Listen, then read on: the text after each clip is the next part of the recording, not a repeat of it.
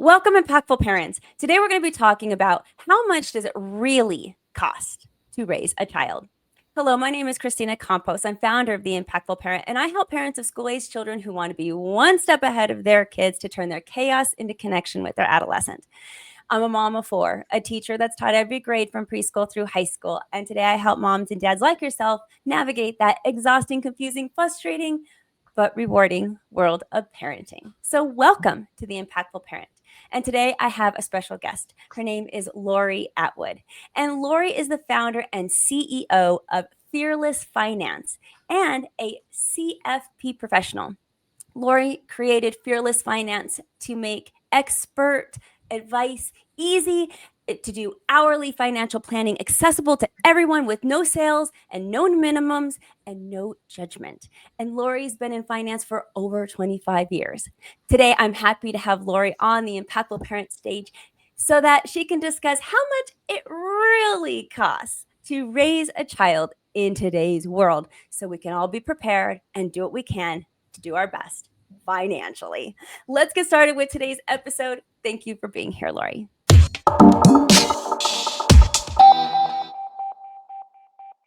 Thank you for having me. I'm excited. All right. So there are so many things here that I want to get, like so many parts of parenthood. Where to They're start? just Yeah. expensive. Holy cow. When you're pregnant and you know that this is coming, I don't think there's nothing that really prepares you for the financial I don't want to say burden because that's not really it, but the financial responsibility that a lot of parenting takes that definitely could become a burden if we're not prepared and we're not ready, which is exactly why I had you on the show today. So, just overall, what number are you looking at, and like a common statistic, or do you know of costs? Well, it's funny that you asked that. So I've been in finance for 25 years. I've been in parenting for 17 years. So I have some experience on both sides. People used to throw around $60,000 outside of college because we all kind of have an idea of what college costs. And that is absolutely wrong. It's too low. It's way too low because when I look at my clients who chose never to have children, or maybe were never blessed with children, whatever it was, compared to my clients who had, their net worth by the time they hit retirement age is really materially different. And so how does that happen? It can't just be diapers and sippy cups and the stuff that we all kind of attribute to children. It's not. It's all the other stuff that you don't realize is happening. For example, people who don't have children tend to save more for retirement because they can put aside more into their employer retirement account. They're not having to put aside money for college. They're not having to put aside money for camp and childcare and those sorts of things. So after a long period of time, 20, 30 years before you retire, the person without a child has a much bigger pot there. Mm-hmm. And those are things that people don't think of. People just always associate it with the sippy cups and the diapers, and that stuff is actually really cheap. It's not that. What do you think is the single most underrated or unexpected expense that parents face that they just forget to budget for? Yeah, this is a hard question, but I would have to say my first and my the first thing that comes to my head is if you have a child who has special needs. And that could be anything. That could be very severe, and we all have a different idea in our heads what we're thinking of there. It could be 6 months of speech therapy. Those things are crushingly expensive and rarely covered by insurance or fully covered by insurance. And when something like that, when some teacher calls you up or emails you and says, I think little junior should be tested for X, Y, and Z, get ready because it's going to cost thousands. And that's the big walloping, I think. I agree. And, because I have a mom, I'm a mom of four also. And, it's, even if your kid is not physically disabled. If you once you find out, and they go to school, I have a child, for example, that has dyslexia, and that kid also has sensory processing disorder. Yeah. And so it's so overwhelming, I think, when you don't realize that these are things that potentially could arise. And actually, I would not going to say potentially, like likely to arise. It is likely that There's something always is something. going to happen. There's always something. There's always something. You Yes. know, some kid might just need a math tutor. Some other kid might need an SAT tutor. Some other kid, there's always something. And those kind of, you know, extra resources, I guess is the best way to call it. Those extra resources, they can be bone crushing. And so the thing that I recommend to new parents, because when you have a baby, right, we don't know that there's a sensory processing issue coming down the road. We don't know that there's a speech impediment coming down the road. We don't know any of that. So what I want people to do is to know where they're going to go when and if something like that occurs. What do I mean by know where they're going to go? I don't mean what relative to borrow that money from at all, because these are ongoing costs. You have to get the whole household used to it. I mean, what can we cut out of the regular household spending each month so that I can make sure I can take care of Junior's speech therapy? I want you to have a running list in your mind of what can be cut easily without changing safety and overall well-being, so that I can get my hands on money if I need to. Because again, these are ongoing things. A battery of tests may be a one-time thing, and it may be, I don't know, where I live, it's at least $4,000, right? And so that has to come out of savings. But for ongoing things, speech therapy, occupational therapy, tutoring, that kind of thing, you want to know where you can slim down so that you can, without jeopardizing retirement, without jeopardizing safety, meaning, we have all the right insurances and we have without jeopardizing any of that, where you can go so that you can squeeze a few more dollars every month so that you can pay for that. And I would think that too, it's not just for these things that were unexpected that are definitely going to come, like we were talking about with like disabilities or something Yeah. that might just come our way, some kind of therapy, right? But it's even for our really gifted kids who maybe want to, that extra, violin lesson, and like you Oh, said, that totally. coach, that extra thing. There's always something. So to do those cutting corners and figuring out and doing it now instead of when you absolutely need it. Yeah. Wow, it's so important. And along those same lines, we're spending so much money on activities for our kids, right? Those Oh, don't get me started on non-essential, activities. but you know what? They're kind of essentials. Let's be honest, right? Like we don't want our kids to be on the phone, so what do we need to do? We need to put them into sports, right? So they end up becoming these priorities that parents make so that for the betterment of the child. Like you want to put them in that after school activity, you want to put them in the chess club, you want to put, birthday parties, camps, so that they can get out and learn how to stay away from home. All these things that we call like luxury items, but really are, I would say, they're somewhat necessities, because depending on our values of the home, some of these are real priorities for a lot of families. So how can we possibly afford all of this? So I love this question. And I agree. And so my daughter is a senior in high school right now. So just so everyone knows, we're in the thick of college applications and all of that stuff. And it is an unbelievable competition. And so you need to have extracurriculars. You need to have clubs and activities on your list if the kid is headed to college. Not everyone is, right? And so, what I urge parents to do, what we do in my own house, is let's prioritize.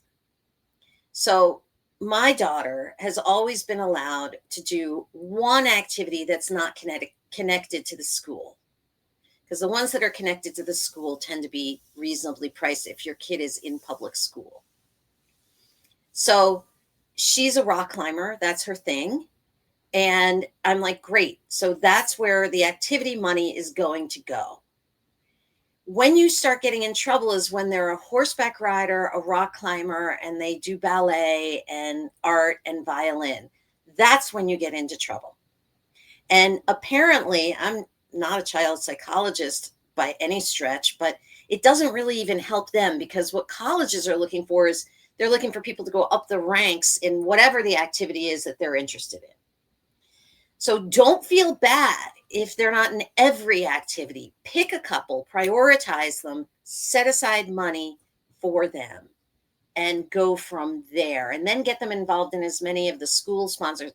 You know, they might do debate club, they might do Model UN, they might do any baking club, whatever's in school. Now, I like to kind of switch gears a little bit and talk also about some of these other financial burdens of parenthood.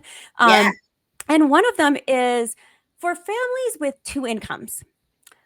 What are the financial trade-offs of having one parent stay at home versus paying for professional childcare? Do you have any recommendations or even just insights on parents who are facing this big choice? it is a big choice. So you're talking about little kids at this point. So typically, the child has to turn 5 before starting kindergarten in most states. Some states, you might be lucky, it might be 4 and they have pre-K. So if you have 2 children and they're 2 years apart, you're talking about 2 daycares for a few years. It's bone crushing. So where I live, 2 daycares for that's $4,000 or $5,000 a month. In other parts of the country, I'm hoping it's less. But $4,000 to $5,000 a month of net income is $100,000 a year of salary. Wow. When you put it that way, it just sounds mind blowing. It's mind blowing. Now, I know those things because I deal with this day in and day out. It's very easy to calculate, though.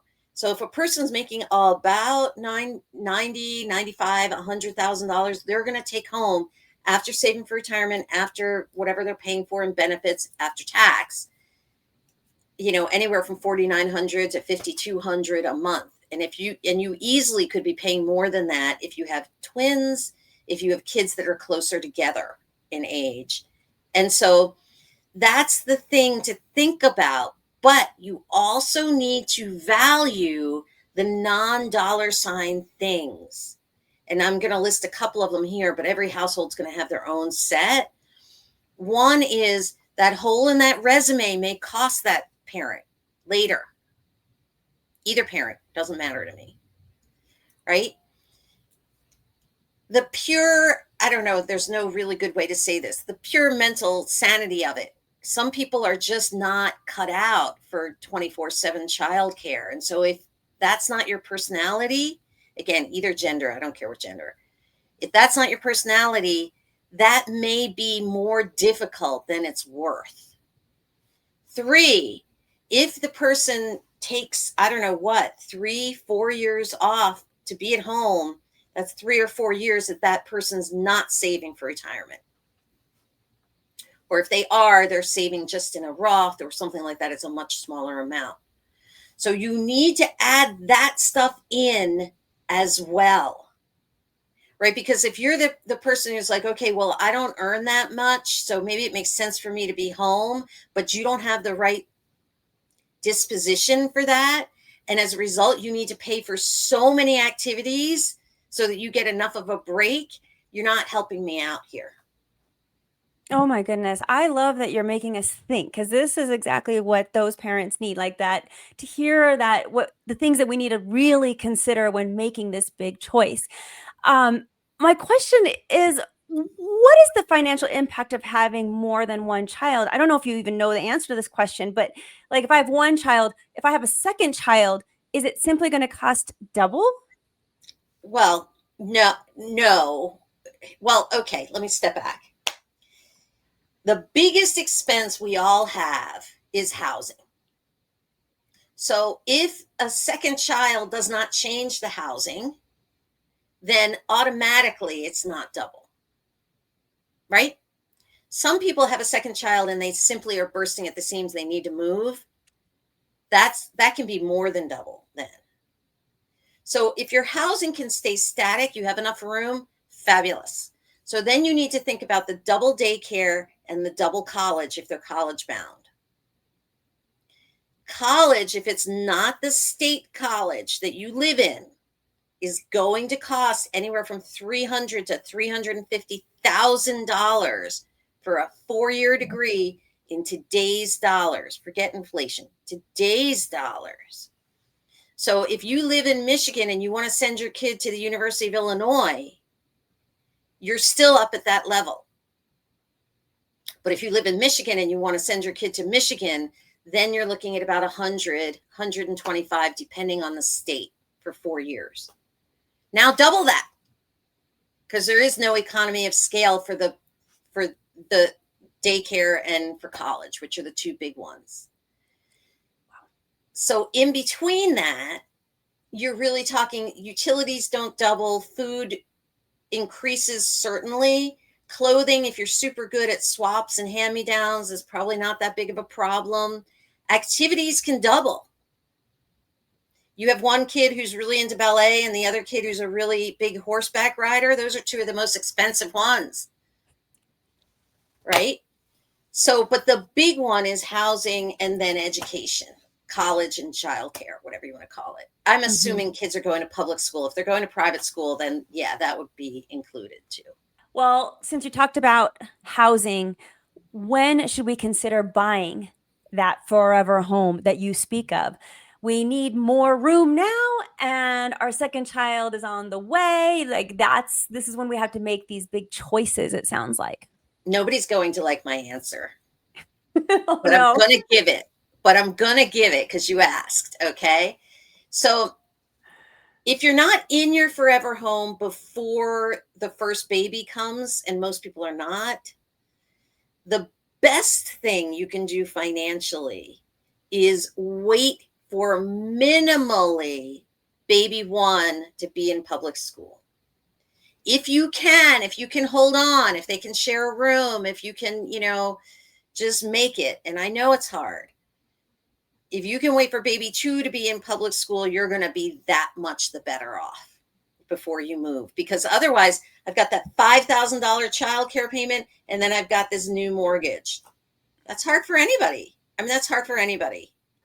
And going back to that education, how and when should we really start saving for college then? I'm assuming as soon as we have a baby that we should start saving, but is that really it? Do we start saving right away, and how much? Okay, I love this question too. So in my perfect world as a financial planner, the minute you have a birth certificate, you've opened a 529 and you are saving $600 a month. Hear me, $600 a month. That is my perfect situation, because when Junior is graduating high school in that scenario, you'll have about half of a private college saved. Only half.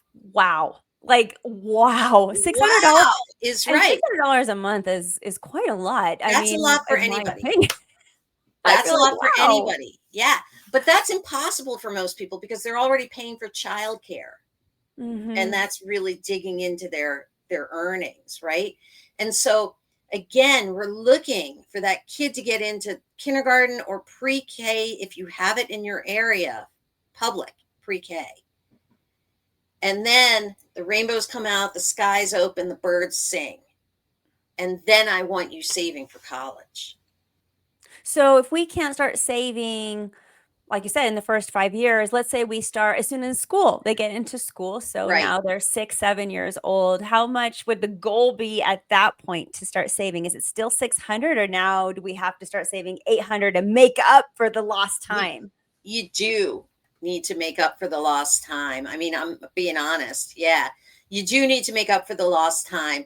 At that point, I mean, and I urge parents to do this when the kids are in preschool, because sometimes each spouse, each parent, whether they're married or not, doesn't matter, they have very different views of college.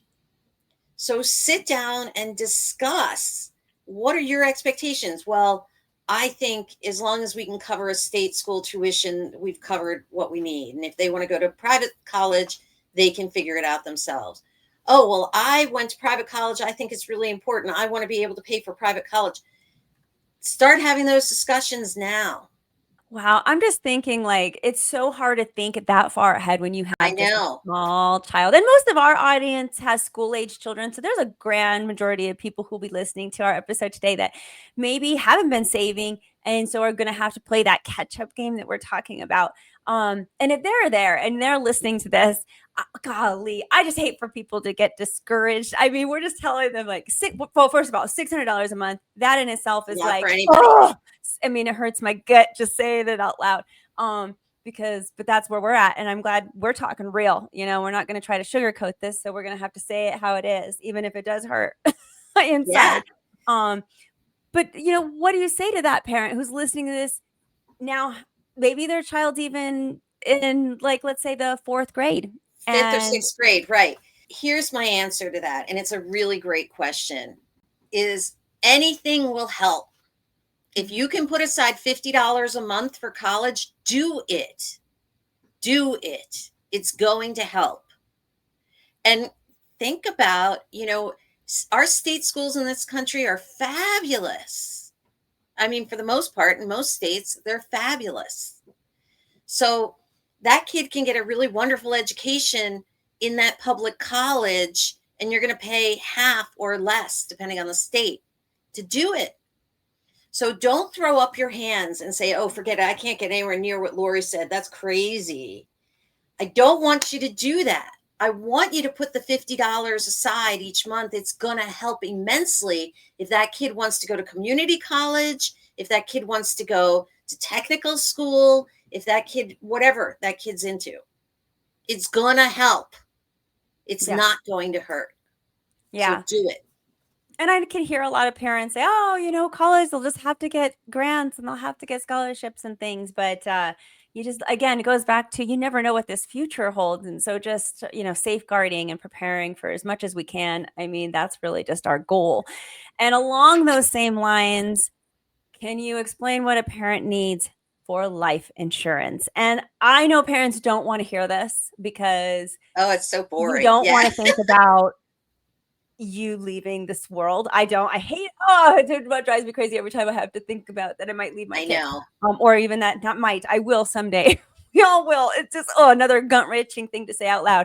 But estate planning. Yeah. What can you say briefly to help parents in this area? Because I know life insurance is important, and I know estate planning is really, really important. So, what are some things that some parents could focus on in just a few simple steps? The first thing is every parent must have an executed will.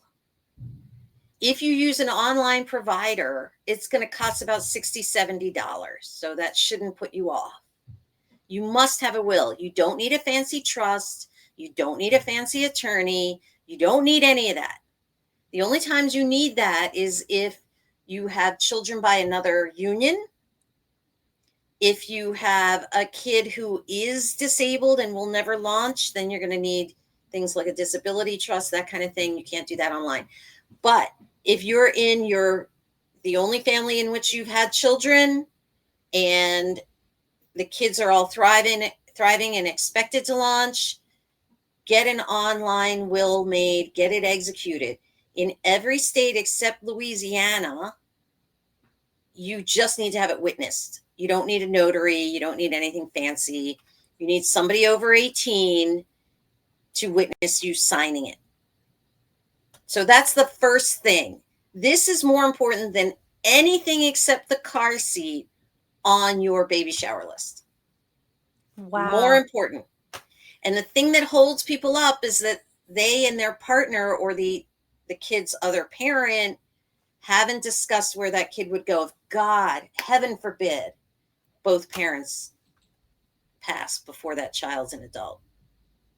On the life insurance side, most people, most parents, unless they have a child who will not launch because of disability, most parents only need term life insurance. Term life insurance pays your beneficiary if you pass during the term of the policy.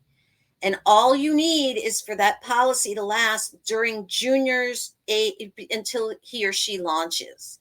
So if you are pregnant now, or you just had a baby in the last year, You need a 25-year policy to get that kid out the door and earning for him or herself. It's typically sold in 5-year increments, so I can't really say it's like a 22-year policy. It's 20 or 25. Okay. If your kids are in fourth and fifth grade, you can probably do with a 20-year policy. Okay. So the first thing is you only want term. If it doesn't say term in the title, walk away. It's not term. All those other fancy names are derivatives of something else. So if it doesn't say this is your term policy, walk away. So that's the first thing. That's the term and the type of policies. That's the first and second thing. The third thing, and I don't want to blow you off your chair here, but new parents, I always recommend $1 million death benefit. And with term insurance, if the person's in good health and the person's family members don't have anything like scary to the insurance company, it's not going to be very expensive. But I have had clients, unfortunately, pass on with minor children. And if they didn't have the life insurance, the remaining spouse would be impoverished and have to move out of the house. So it is a terrible thing to think about. Just do it once for me and forget it. I like the idea of remembering that you're worth $1 million. And so you have to have at least $1 million policy because you At are worth least a that. $1 million policy. Yeah. If that's the case, though, and you talked about the house being one of the major expenses of parenthood, Yes. what are the financial priorities then when raising a child? What should we keep in top of mind? I want to make clear to everyone listening here that there is no priority above retirement. Not college, not housing, not activities in camp. This is the old put your mask on and then put the mask on for your child sitting next to you on the airplane, right? If you're not saving for retirement, that child's going to have to take care of you when you can no longer work. Nobody really wants to think about that. That doesn't feel good. You must be saving appropriately for retirement. Then you can start to line up all of these other things. That's a hard one for so many parents. I know, because that's putting ourselves first. Yes. Oh, that's a hard one. So that's why I always say it is think about it. You're still putting Junior first because Junior doesn't want to take care of you in Yes, your and it retirement. is putting them first when you look at it that way. It It really, is. really is. You don't want to burden your children with that, so we That's have right. to do this for them. And if you need to frame it that way just to get it done, do it because it's all 100% true. It Um, is the right frame. That is the right frame. I mean, any sort of like assisted living in many parts of the country, any urban area is going to be $6,000 to $10,000 a month. yeah. This is no joke. I mean, it dwarfs childcare. I mean, childcare is cheap compared to that. So get it right now while you're young, please, everyone. Now, I want to talk one last thing with you about modeling money because this is huge. We're parents and our kids are watching. And if you listen to me and my podcast on weekly, I am consistently and constantly saying our kids are watching us. They look Yes. at what you're doing, they internalize what you're doing, and they actually they either repeat it or will do the opposite depending on what how they want to Rebel. handle Yeah, that exactly. information. And money is no exception. They look at us to how do we finance? How do we get stressed out about money? How are we not stressed out about money? How do we spend money? They Yes. look at all that and they are learning. They are learning priorities. They are learning how to spend. They are learning how to save. They are learning how to invest. If you show them now, it's sad that a lot of parents don't actually show their child their investment side. We kind of keep our money all kind of hidden from our children. Like, whoa, don't want to Mhm. burden them with that. I'd like to get some words from you, some insights on how do you see this, the modeling, the guidance that we need for children, because obviously, it's a touchy subject. We don't want to put this burden on our kids. We also don't want to overwhelm them with money issues. And at the same time, if we hide everything and we're like, no, they don't need to know any about that, how are they going to learn? How are they going to expect to be able to do this on their own? They kind of need to see us go through this. And I could see it go both ways. What are your thoughts? It's an excellent question. It's one of my favorite questions, to be honest. So the first thing is they're sponging up everything. If, you know, money and finances is one of the three big contributors to divorce, right? If you're fighting with your partner about money and you're anxious about money and stressed out about money, then that kid learns that money is scary and anxiety producing and awful. If you're hiding it, then that kid learns that money is embarrassing and we don't want to talk about it and we don't want to think about it. It's something to be held in the closet, right? And so to me, money is just another thing. I mean, if my kid wants to like understand how to do laundry, I'm going to tell her how to do laundry. It's the same. Money is just a tool. So I encourage the following. One, you and your partner, if there is a partner in the household, you should be speaking openly and calmly about spending and money. If everyone's constantly like, you bought that pair of shoes and you bought that whatever, that's what they're gonna sponge up.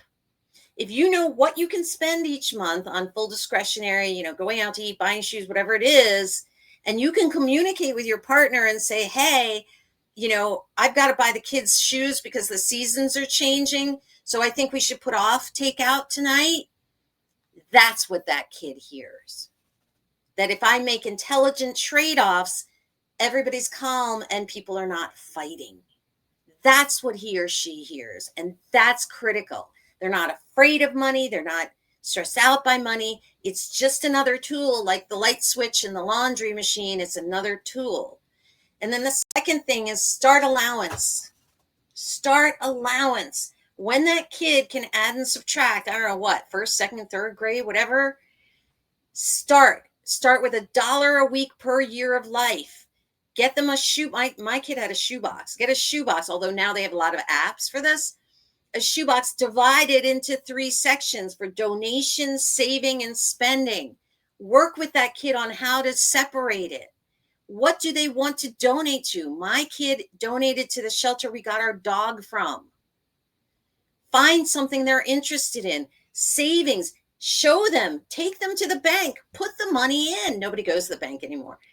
Put the money in. And then they have a little pot for spending. Let me give you an anecdote that is super telling about my own daughter. She would kill me if she knew I was telling this. But she was like 8 or 9, and we were on vacation with a family that we always go on vacation with. And they have a daughter her age. And they were in the souvenir shop, and they had this like little red stuffed animal. And the other girl doesn't get allowance. And she was like, I want this.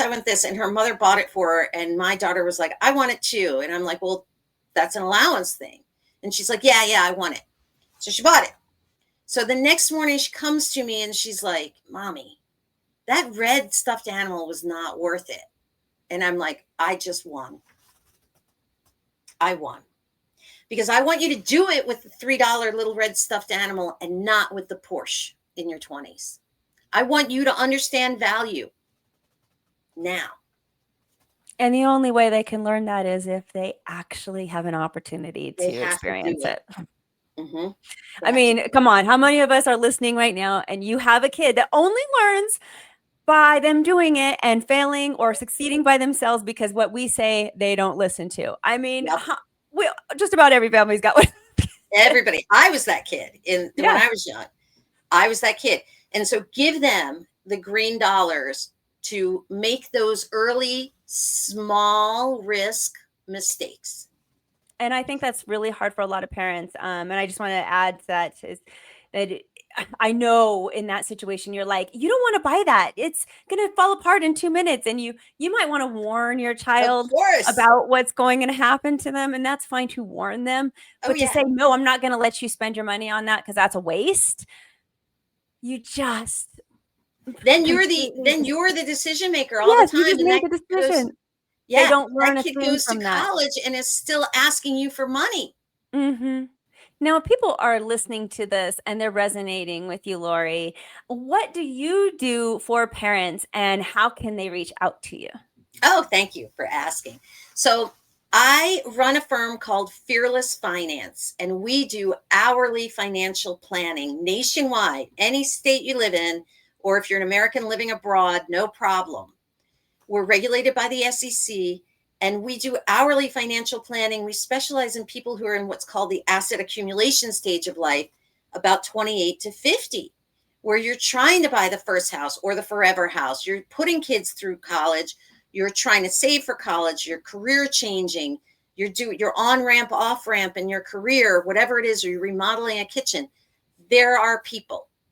So we help people figure out their cash flow so they are saving enough for retirement, saving for some for college, still getting to go out to eat at their favorite pizza place once in a while, and doing all the things they want to do. And we help them invest as well, but we don't manage assets. So we help them wherever they have their accounts. We'll help them understand how to invest, get their life insurance, get their estate planning, and you pay by the hour. No strings, no commitments, no sales. No question is too small, no problem is too big. Wow, that sounds like an amazing resource. So, if people are interested in reaching out to you, how do they do that? They can just go right to fearlessfinance.com and then take a look at the site, but hit contact, and there's a form, and we'll get back to you in one business day. A planner will reach out. You can have a free call to see if it's good fit, right chemistry, whatever it is, and then you go from there.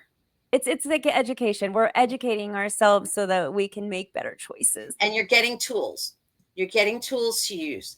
I'm happy if they put impactful on the form notes. I'll give them $50 off their first meeting. That's no problem. Yay, that's awesome. Thank you so much for that. And anybody Absolutely. listening. Absolutely. Yeah. Because we want people to feel empowered in their finances and to know that they're doing the right thing. And now you can get information everywhere. Information's easy, but confirmation that you're doing the right thing is less easy. And we want to provide that.